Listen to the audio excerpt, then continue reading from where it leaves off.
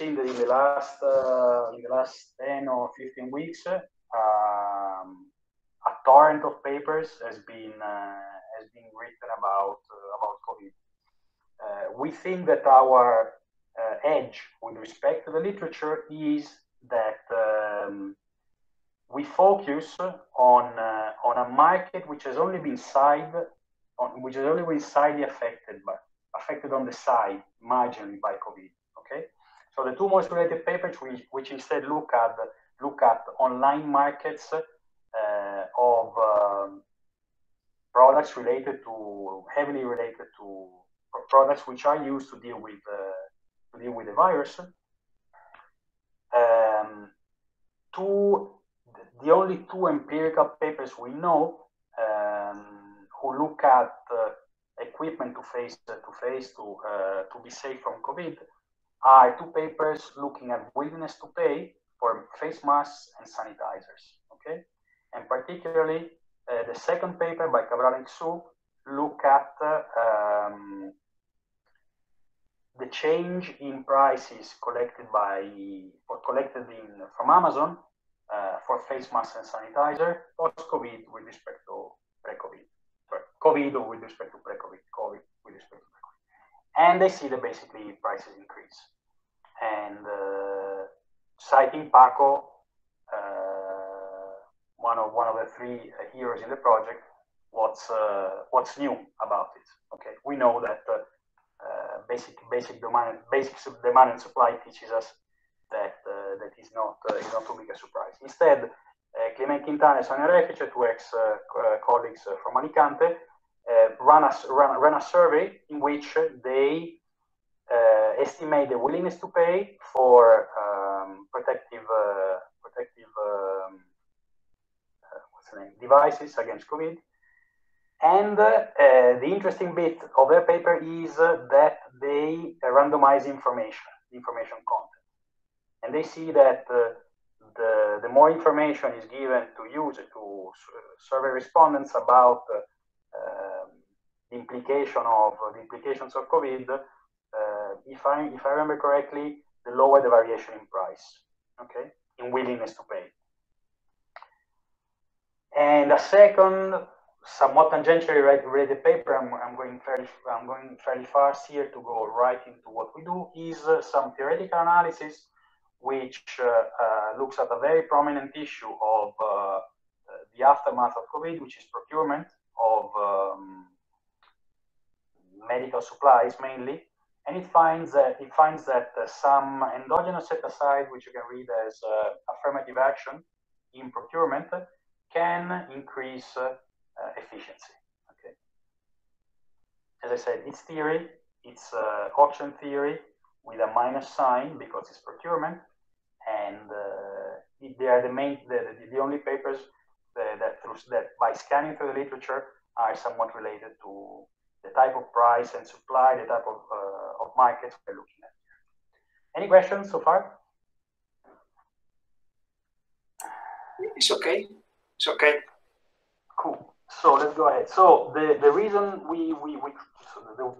our edge, what we believe is our edge, and I fully welcome critical comments here, is both the type of all the types of protective devices against of devices used to face the pandemic are fairly liquid markets. Instead, somewhat tangentially, since we started collecting online auctions data for a bigger projects, ideally we would like to collect it for years and then average out and test more ambitious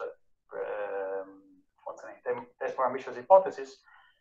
We look at the market of electronics in eBay, which is a fairly liquid market, a fairly big market, with quite a lot of action in it, as you will see from the order of magnitude of supply and demand. So our hypotheses are very straightforward, and they take us back to Econ 101. We ask ourselves whether the lockdown induced by the spread out of the virus has induced changes in online markets. Very, very, very simply, whether the main shifter the lockdown represents as affected supply or demand, and whether in affecting one of the two sides of the market or both, theoretical deviation from behavioral deviations from theory are observed. Okay, and we have a couple in mind, which I'll let you know, which I'll put on the table right away. Marcello, can I make a point, or is, can I make a comment or no? Please, you're welcome. Yeah, well, we know that for markets, for usual markets, there are changes induced by COVID, right? So I think a better question would be whether the changes in the online markets actually do not follow the changes in the usual markets, right? That's it. Yes, it's a super point. Totally well taken. The quick answer is since markets, since online retails close with the stay-at-home lockdown, with the stay-at-home policy, with the enforcement of stay-at-home policies, detailed data about such markets can only be recovered after the lockdown and after statistical offices have started, have obtained data ex post about 2020, looking at different consumption items in detail. We thought that the data we were collecting on electronics is data which is accurate and has been on markets which have been functioning before COVID, during, and will keep functioning after. But I fully take the point that we need to clarify more clearly what the relationship between online and retail is. If that's a point.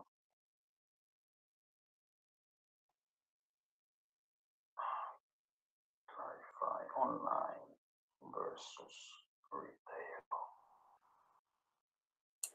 Street retail. Okay. Yeah. Super. So, what is our empirical strategy? We've collected about 30,000 data about 30,000 auctions. We have data on the item auctioned, on the date of the auction, on the precise timing of the auction, when it started, how long it started, and when it ended, prices, and we also have information about the seller. Well, the information about the demand is confidential. Okay, so we know about seller country of residence, experience, reputation. Nothing is known instead about the demand side for obvious confidentiality reasons. And we exploit also information on lockdown, which the University of Oxford has been collecting in a very nice panel fashion. A movie of lockdown. And what is the key of our empirical strategy, which is... What is, Marcello, please, sorry. Why you say leverage link data on? Is the database? No, it's an expression which I borrowed from US colleagues. When you, instead of exploiting the data, they say leverage link data. When I write it, I think very much about nothing to a couple of dear friends I have abroad. Okay, nothing to do with leverage and then No finance. No, the finance experts here have to. Yes, okay. Sorry. No. Sorry. What? See the what's it called? The man on the street. What's the name? Vocabulary rather than technical. No, technical finance. No. So we exploit link data. We try to get the most data description. Is that it?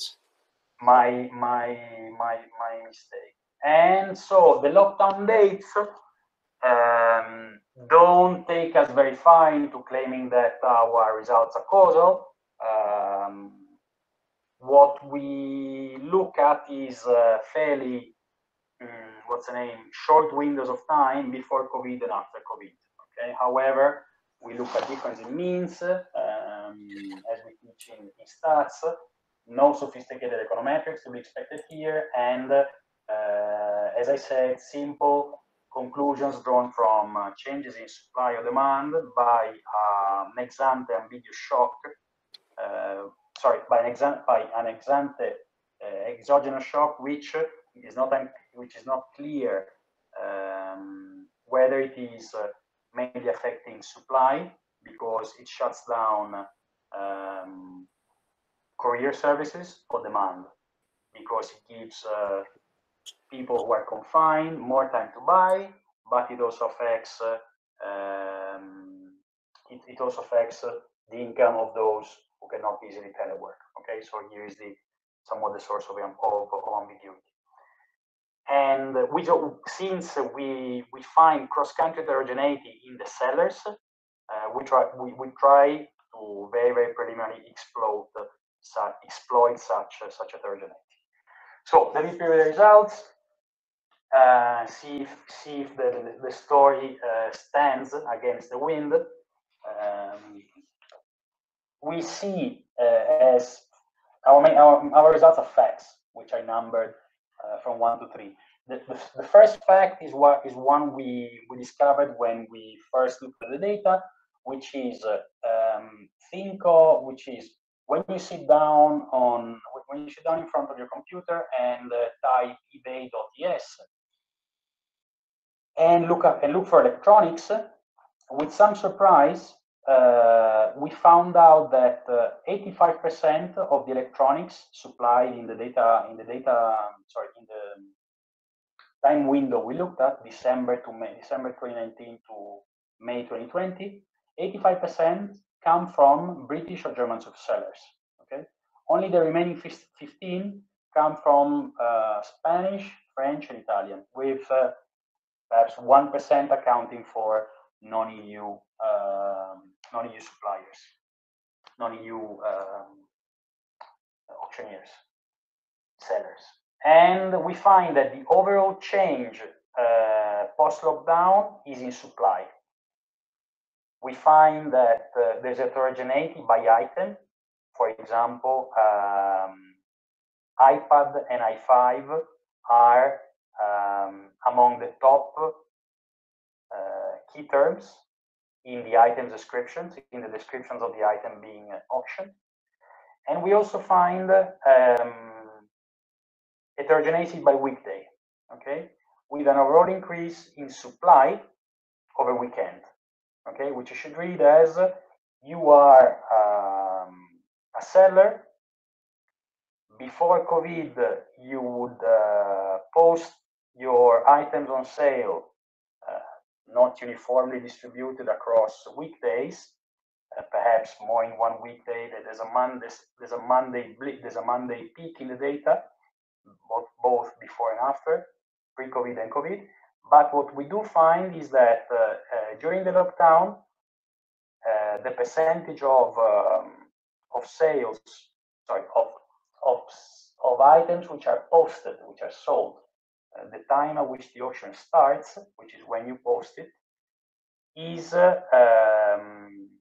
higher over weekends.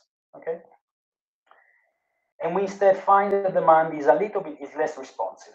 Okay, however, with a slightly overall increase in price. Okay, which are still which is work in progress, and we still double, triple checking whether this standard econ 101 supply increases a bit, 0.2, demand increases but quantitatively very little, and we see a very low but so far significant you try to kill this effect and see how robust it is, increasing prices. Okay, hopefully the story is so simple, coming from Econ 101, supply, demand, and equilibrium price, that you got the message. And the take-home message to us is that there's more action, which we think as heterogeneity, although we don't know whether in behavior and or in type, among sellers than among buyers. Okay, and in the time I have remaining, I'll try to be more precise about these three stylized facts, which we think we have documented, and add to the literature. Okay, so very quickly on eBay auctions, I've written down a number of points which we should all bear in mind about auction. There are second price auctions. Differently from the textbook second price auctions, bidders see current and past prices, number of bids and bidders, so they have a somewhat greater information set than textbook second price auctions. eBay default is that an auction lasts for 7 days since it is posted. There's also a fairly thorny issue, which is proxy bidding, i.e. you can ask eBay to proxy bid for you, given by setting a rule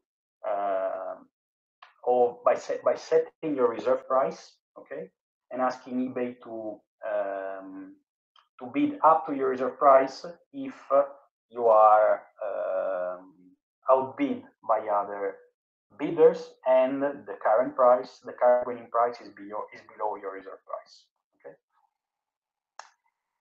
There is 100% anonymity for buyers, and instead sellers, as it is fairly standard and it is fairly intuitive, have a little shop window in eBay in which they can say who they are, where they ship from, and add information to, I guess, ideally attract buyers, which at the end of the day is eBay's business in maximizing the flow. Is there a question lurking in the background?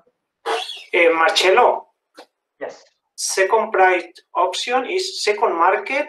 There are second hand products, new products, so there is not both second and new.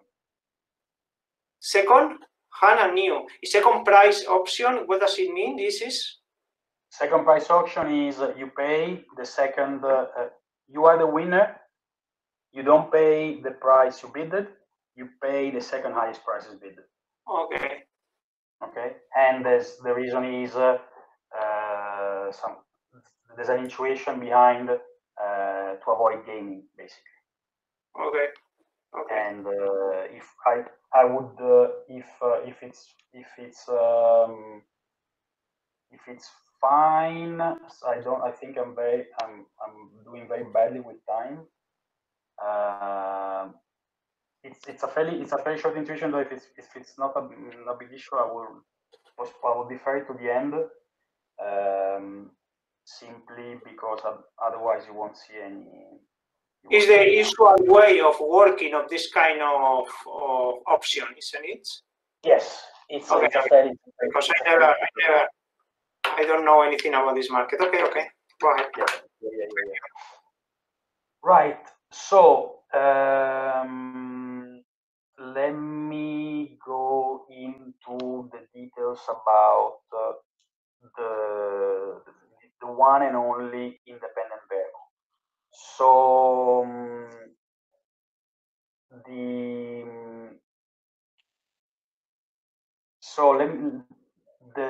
the picture shows the evolution of lockdown in different countries. China moved first with closing policies for obvious reasons, and second moved Italy and Spain, and you see three different lines: a continuous one, which is school closing; a dashed one with long dashes, which is workplace closing; and the third dash line, the second dash line, the one with short dashes, is stay at home. Okay, and what you want to take out of this picture is that workplace closing is somewhat more erratic than stay at home. Okay, and the clearest is the one which is a step function which goes up and doesn't move from its top level, which is 3, is school closing. Okay, so just to give you a little bit more of a textbook, of a class description of the graphs, on the vertical axis you see integers going from 0 to 3, which mean 0, no lockdown, 1, moderate lockdown, 2, more intense lockdown, and 3, total lockdown. Okay, and these 3 numbers apply to school close. Each of these 3 numbers, this scale applies to three different policies: school closing, workplace closing, and stay at home.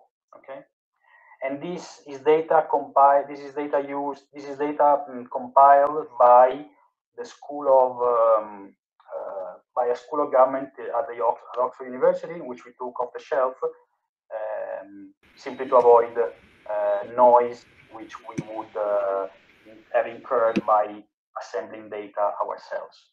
And given the variance, particularly across countries in workplace closing, we focus on stay at home, okay, as dummy equal to 1 for COVID and 0 for pre-COVID. However, using school closing wouldn't give particular differences. If you want to see the data in a table, which is a snapshot of the data in the data set, school closing is equal to 3 with no intermediate jump. School closing goes from 0, no lockdown, to full lockdown in a matter of days, and no country uses intermediate values of the school closing policy as coded by the data supplier. Instead, workplace closing exhibits much more heterogeneity. Some countries never reach workplace closing equal to 3. That's why I report here the date at which each country had at least a score of 2 or greater in workplace closing, and the same for stay at home. Okay, we use, as I said, a dummy equal to 1 if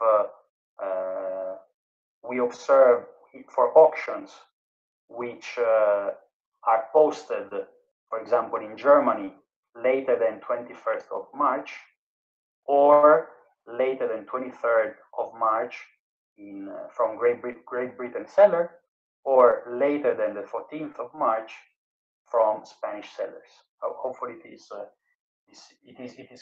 the definition of the dummy COVID versus pre-COVID is clear, and we want it to be as transparent as possible by using this data with the accompanying working paper. Any questions on the definition of the one and only independent variable which we use to compute conditional means and take differences? Hopefully. Marcello, you decide the data which the lockdown had begun, but in this country, for example, in China, the lockdown have finished before than in other countries. Do you control? I'm not using China. China is just a reference point because it started because the whole problem seems to have started. The whole virus seems to have started spreading in China. However, we don't use data on China because as I said, the electronics which are on sale in ebay.es are 85% from German or British seller, and the remaining 15% is from Spanish, French, or Italian sellers. Yes, I understand. So yeah. China is just for reference, but all the data which I'm going to show is about, if you want, I'm going to show it right now to you, are about sales from German sellers, Spanish sellers, French sellers, Great Britain sellers, or Italian sellers. Is it clear? Yeah. Good. Thanks. Yeah. And we use, just to advance a little bit, so thanks Luz, I could push a couple of slides forward, otherwise we completely run out of time.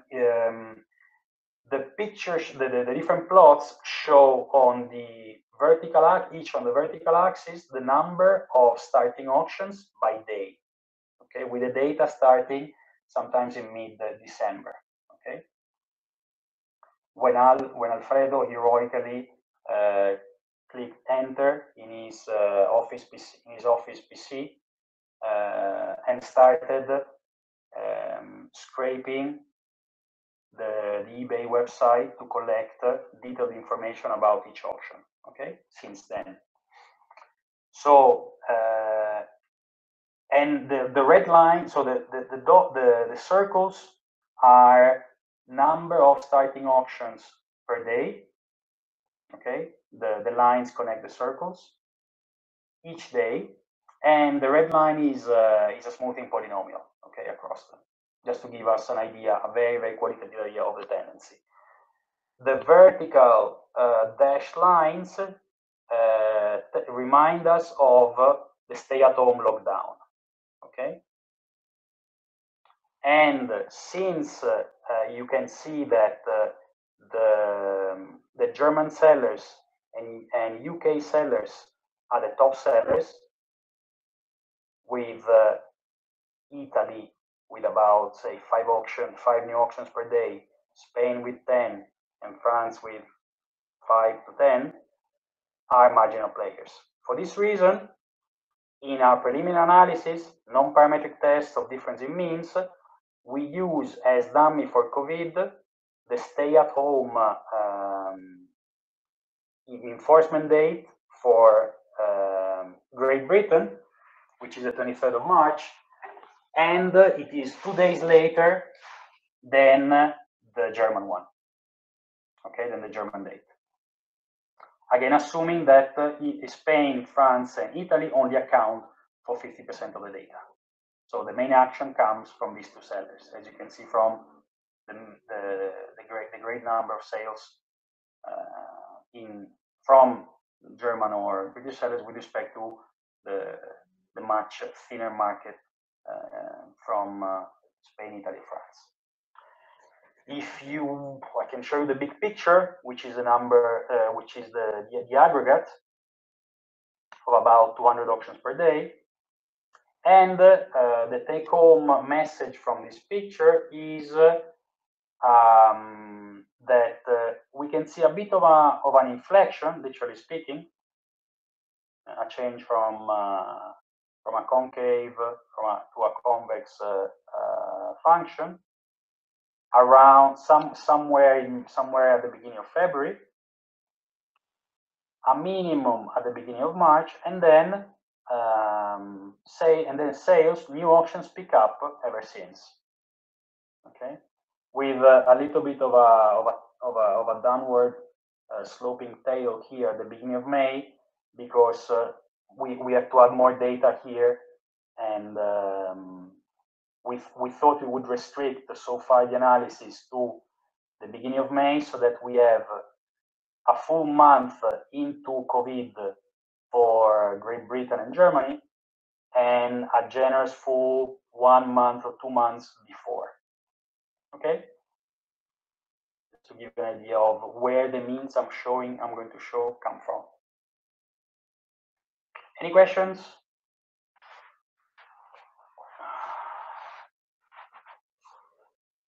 All right, I bet there's no question. So, first result is shown again very qualitatively by 2 graphs, with showing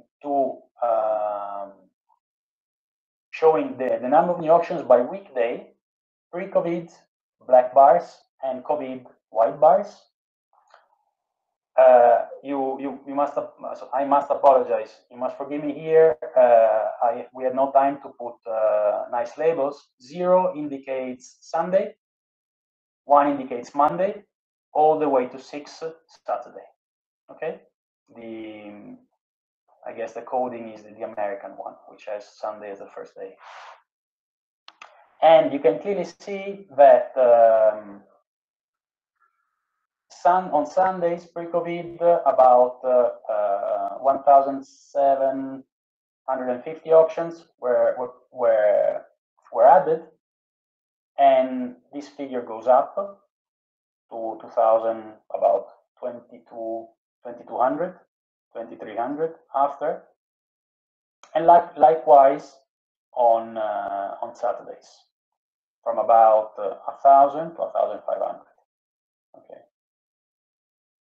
While the other figures, there's a drop on Monday, which we would like to associate to the increase on Sunday, but so far we have not reached a stage. And so these are the two graphs, the two columns in the top row graph. In the bottom row, what we do is we simply plot two histograms of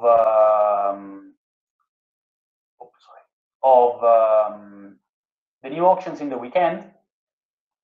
Okay, we show the density. Pre-COVID in dark, with dark columns, with dark bars, sorry, and COVID with white transparent ones. And we do no more than testing the quality of the distributions with Mann-Whitney U-test. Okay. If you're not familiar with Mann-Whitney, it is also known as rank test, and you can think of it very intuitively as two distributions.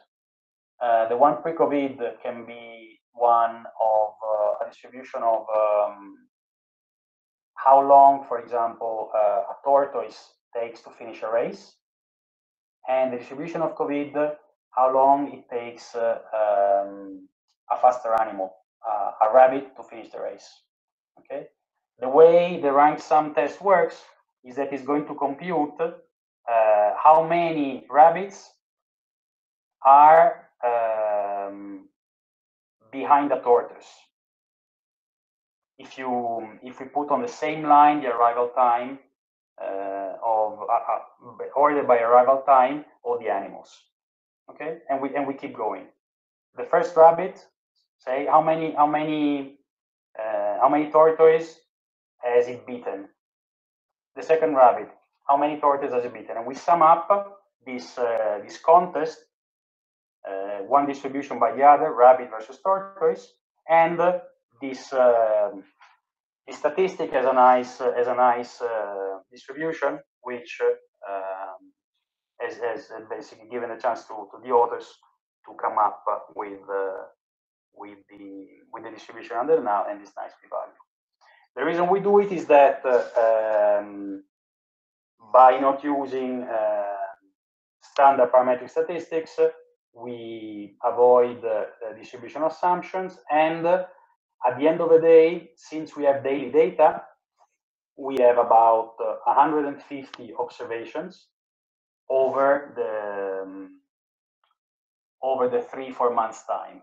Okay, and if we shrink, the more we shrink, the fewer observations we have. So we are a bit more comfortable with relaxing distribution assumptions of the errors, and working with fairly small samples when we aggregate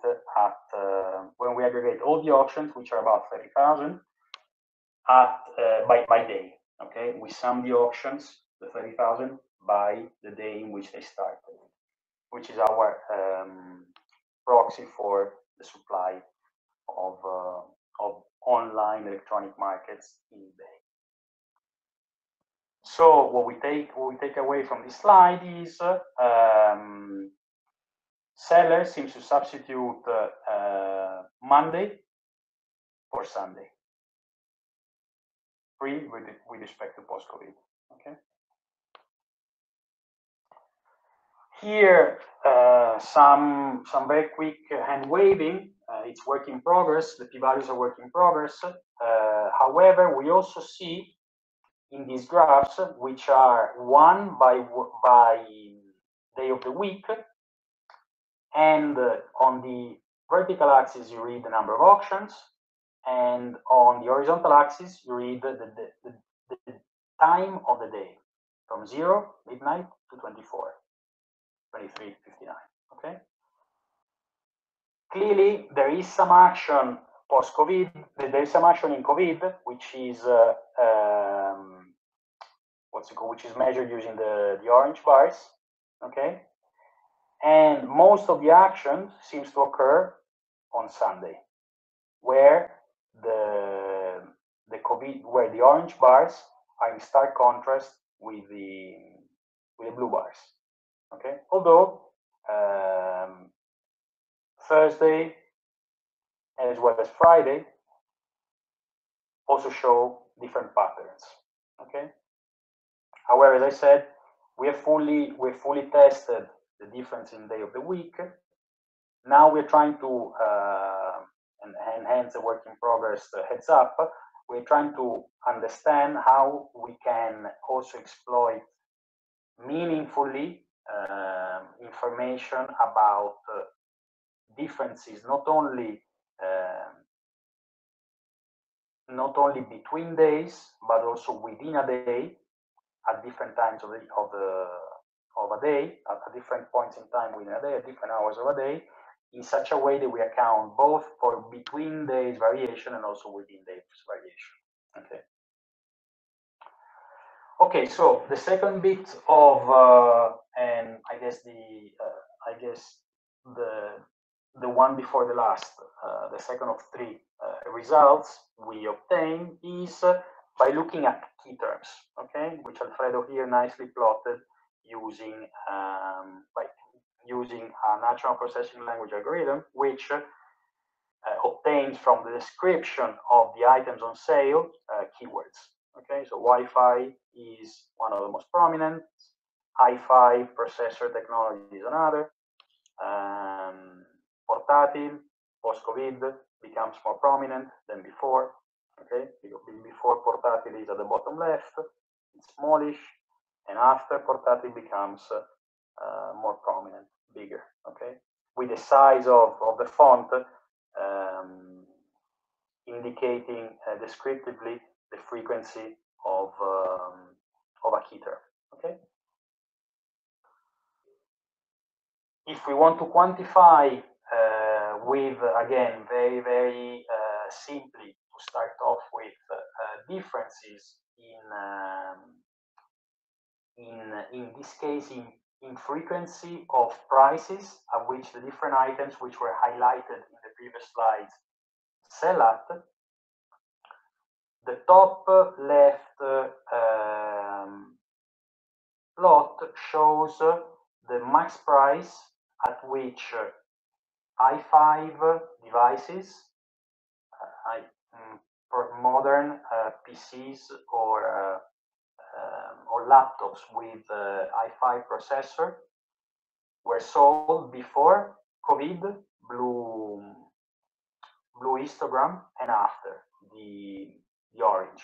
Okay, COVID up, during COVID, orange, and we find that the orange histogram, the COVID histogram, has much fatter tails. Okay, which leads us to reject the null with a very precisely. Okay, with a very small p-value. Likewise, the price at which laptops portátil in the key term are sold is significantly, the distribution is significantly to the right in COVID than before. Okay. The one distribution for which we don't reject the null of identity, or that the distribution are equal pre-COVID and during, is the one for MacBook Pros. Okay, we have a p-value of about 0.18. So basically, we take out of the second out of three result that certain items are on higher demand, i5 processor, devices with i5 processors, laptops and iPads, and MacBooks less so, right? Is this due to a difference in experience in the sellers posting new auctions? Okay, since we have information about sellers, we thought we would test whether the increase in supply after a little inflection, which we saw when we saw the polynomial smoothing of in a way, the new auctions time series, is this due to the fact that certain players, perhaps more experienced one, are firms which sell using eBay as a shop window? Are those players, these fairly high volume sellers, the ones who operate in COVID, while other sellers stop operating, operate less so? Given by seller experience, the histograms on the plot on the left hand side, there seems to be no difference, no major difference, and the p-value does not reject the null of no difference in seller experience. And similarly for seller score, okay, which is the accumulated score of sellers which they obtain from buyers' reviews. Okay, so a positive review adds to the score, a neutral review neither adds nor subtracts from the score, and a negative review subtracts from it. Any questions?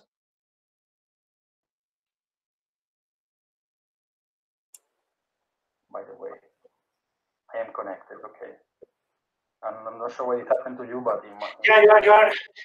We can hear you.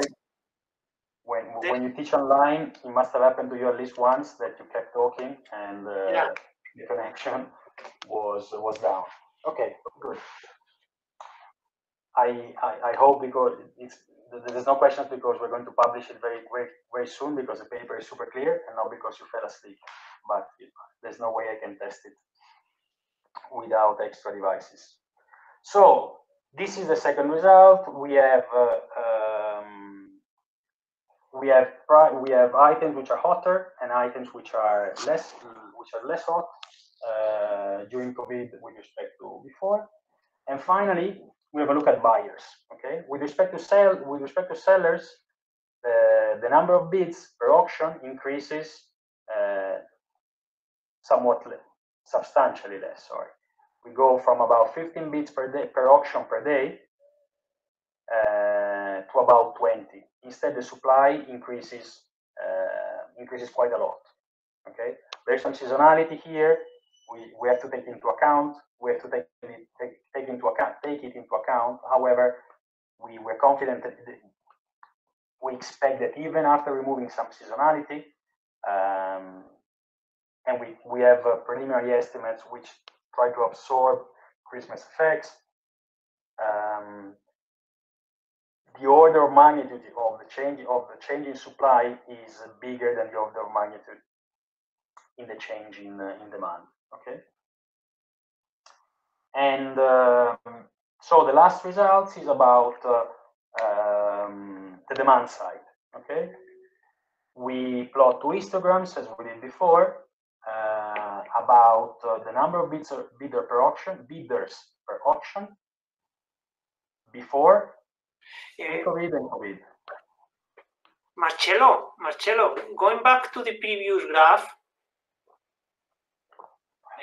what is going on? Because in this case, it's a short period of time. What is going on in the? Did you check what is going on in the previous year, or because you see a upward trend? So what is going on in the rest of in the same period during the previous year, or is there? In 2018, you mean? Or sorry, January 2019. Yeah, because it's from December to May. So you see an upward trend, because I think this is a kind of moving average, smoothing? Definitely. This is a moving average. Yeah. This is a polynomial smoothing. As I said, we don't so far show time series estimates which take care of seasonality, autocorrelation, or problem or issues which we teach in econometrics, which may affect inference. All we do is simply testing difference in distributions. Okay, we were more comfortable so far showing this and trying to pitch this, say, to start off with economics letters, just to make a quick point that if we stay away from parametric estimates, non-parametric estimates seem to speak to us by saying that supply has changed, demand seems to have also increased somewhat. We reject the null of the identity of the two distributions, pre and COVID. No, but the point is just because of the COVID that it will be, or just is because of the period of time? Without 2 years, we both know that we cannot test that, right? Right. Which is one of our main source of unease and anxiety. You're completely right. So if we to do the econometrics seriously, we should take into account of this trend. However, without an extra, without basically 2019 as in a way as a placebo, we cannot do it. And as I previewed at the beginning, we started collecting data at the beginning, mid-December, with great work by Alfredo, and this was not meant to be a COVID project. It was meant to be a project in which we started collecting data over a long run to test behavioral anomalies. And to be serious, we should go back in time and collect more data, or start detrending a little bit. No, not detrending anything. It's just in order to identify if this is because of, probably it's because of the COVID, not because of the period of time. Totally agree. I think so far, you should check at least. We just look at trends. We just look at difference in at equality of distributions. Yeah. And even that we have about 1.5 months of time pre-COVID and after, under some assumptions, the distributions should be somewhat comparable. But I can't buy the point. It's a super fair point. We need to see whether this is fully robust, and it seems to, with preliminary estimates, to some trending here. All right, so the last results we have here is that since people stay at home, they are confined, the repeated bidders in the same auctions, which are called Nibblers, from the British expression nibbling, which is used to describe when you play with something with your fingers. We see a significant difference in the distribution of nibblers, of repeated bidders, which is centered at a number smaller than 3, suggesting that the average number of bids for repeated bidders is somewhat less than 3 to almost 3.5. Okay, which is again in line with the fact that during lockdown,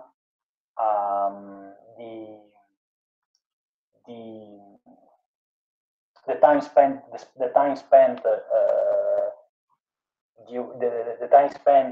what's online is perhaps higher. The opportunity cost of time is lower, and as a consequence, it is not to be a surprise that people in a way deviate from the rational, also from the canonical prediction that you should post your reserve price, bid only once and forget about it. Okay. Instead, snipers, which are last-minute bidders, don't seem to change their behavior pre-COVID and during COVID. And the very, very final result is price. We talked about supply; it has increased a bit, with some assumptions about trends, seasonalities. It seems to increase a little bit more than price. However, we have a set of heterogeneous goods, and we just started to scratch the surface about the heterogeneity, the impact, the role played by this heterogeneity. Second price and first price seem to the histograms pre-COVID and COVID of the two main of the first prize and the second prize, the price paid and the bid of the winner of the winning bidder seems to also show some shift to the right, as confirmed, not quantitatively not huge, but somewhat confirmed by the small p-values. Okay, so how do we think we contribute to the literature? We think that during lockdown, we've documented that weekdays and weekend tend to be more substitutable. That there's a higher supply and demand for example, laptops, which can be either for work or leisure. The sellers, comes with a question mark, may modify their behavior most sizably with respect to buyers. What we cannot tease the tear apart, let's say, uncontroversial, is whether it is about difference in types between sellers and buyers or difference in behavior. Okay, and we also don't know whether, although it'd be interesting to answer such a question with a little bit more patience, is whether sellers respond to buyers' deviations, the increase in nibbling, whether it is the other way around, the relationship works from buyers to sellers, or whether there's a complex relationship here, and we need more tools to have a handle on this. These are the main mechanisms which we think we have uncovered, with no more than 2 or 3 very sensible stylized facts coming out of this research project at the outset. And our contribution to the literature, mainly to the online auction literature, is that we document the behavior during a shock which has affected both demand and supply of a fairly liquid set of goods which are sold online. And the supply side seems to be somewhat more responsive when so far we know very little about the supply side of auctions, particularly online auctions. The main focus of attention has been the demand side.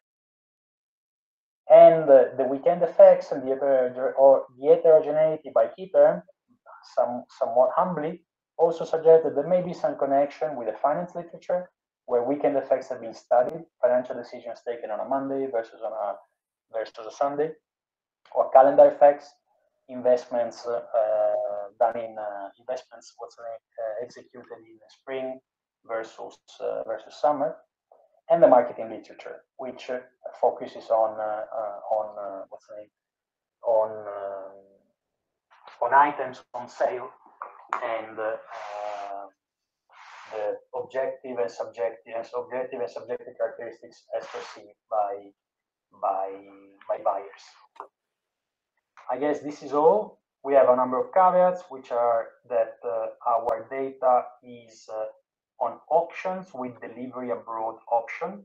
Okay, so we see that this 85% of German and British sellers sell to the continent. Okay, sells to continental buyers, Spanish, French, we don't see the what we assume is a fairly small number of the total number of electronics on sale, which are sold by British sellers for the domestic market. Okay, and the key assumption here is that delivering from London to Paris or from London to Southampton, given the fairly competitive courier market, does not change the profit of sellers hugely. However, it's we would need to investigate this caveat a bit further.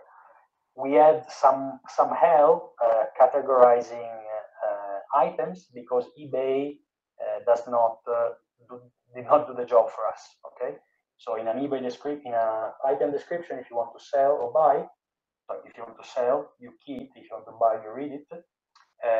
You can write using a fairly open field of text. Okay, hence the natural processing language to try to give some order, at least to the frequency of recurring words. And eBay is not only about auctions, but it's also about negotiation. Okay, and we instead only look at auctions. There's a negotiation section in which buyer and sellers interact not in an auction fashion, but more in a standard bargaining fashion. Future work, and I'm going to be very quick, is time series. Ideally some panel, because we have countries, we have sales by different countries observed over time. And with some luck, we've tried to see what happens very, very close to the cutoff in a regression discontinuity fashion. What happens a few days before the cutoff versus a few days after. And to close, this was the initial point, go back to the initial idea. Our initial idea was to see behavioral deviations which may occur at different points in time. At specific calendar dates, holidays, football matches, and so on and so forth. And so far, we look forward to doing it and to forget a little bit about the whole past 2-3 months due to the exceptionality. I super welcome any comment. Okay, thank you, Marcello. I think we have some time, not too much, for some question, 2 or 3 questions. Any question around? Well, can you hear me? Yeah, of course. Yeah, go ahead. Well, I have it's not a question, it's just a comment. You say that the supply side is more responsive than the demand side in your analysis, but this is not conditioned by the type of information that you have, because you have much more information for sellers than for buyers. So at the end, the only variable that you can take into account to measure the effect on the demand side is the price, no? Or you have information, for example, about the country of origin of the buyer or the experience of the buyers? No, we know the bidders, and the price. Buyers, okay. Information on buyers is limited to price and quantities. Yes. Why? Because eBay, for privacy regulation, what's the name? Omits information about what's the name? I can make it. Keeps secret information about information about buyers. Okay. Instead of sales, we can, in addition to quantities, we can also observe what each seller puts in his eBay webpage.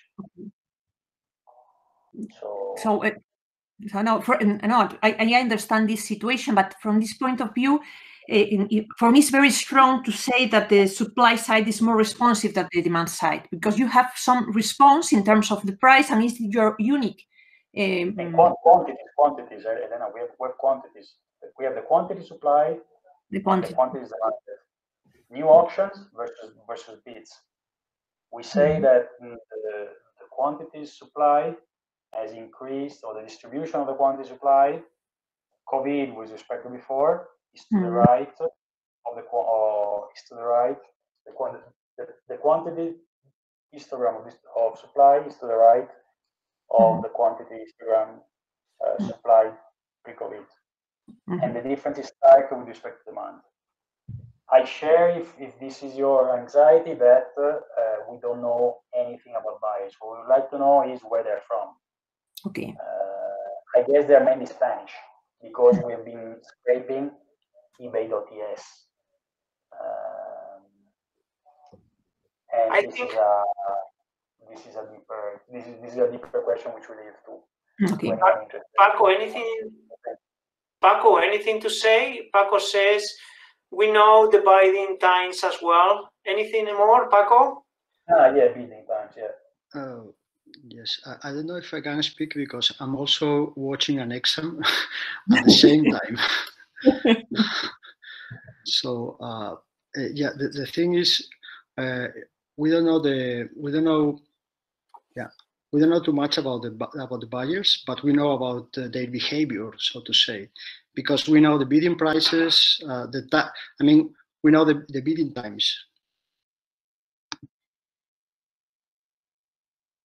Yeah, which is what enabled us to count whether a buyer decided to bid more than once in the same auction, which is what we call a Nibbler, somebody who.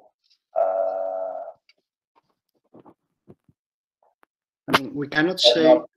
Can I speak? Yes, one second. Go ahead.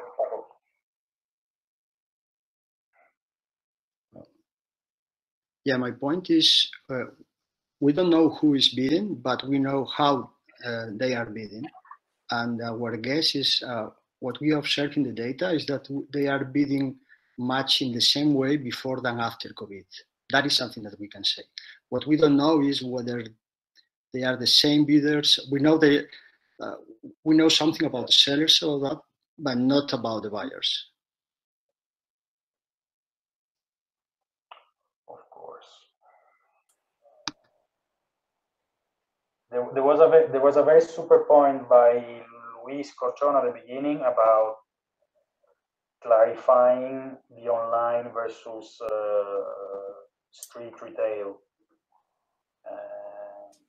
If there's any more ideas in that direction, add beyond an extra caveat which we need to add, that we cannot control what happens in street retails, except that when the lockdown enforcement starts, street retail is cannot further operate, cannot operate any longer, and online retails does not operate too differently from,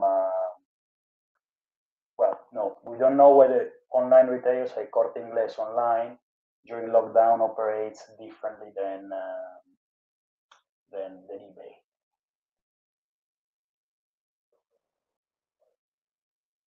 Okay, guys. Cool. Any other question? No?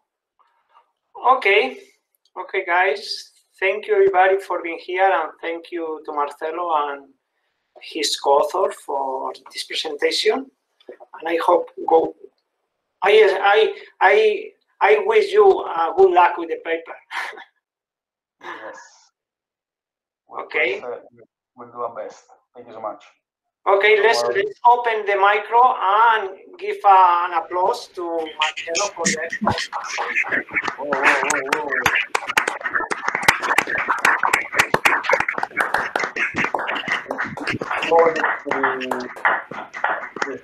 The feel with which the organizers kept the series up and running during the lockdown.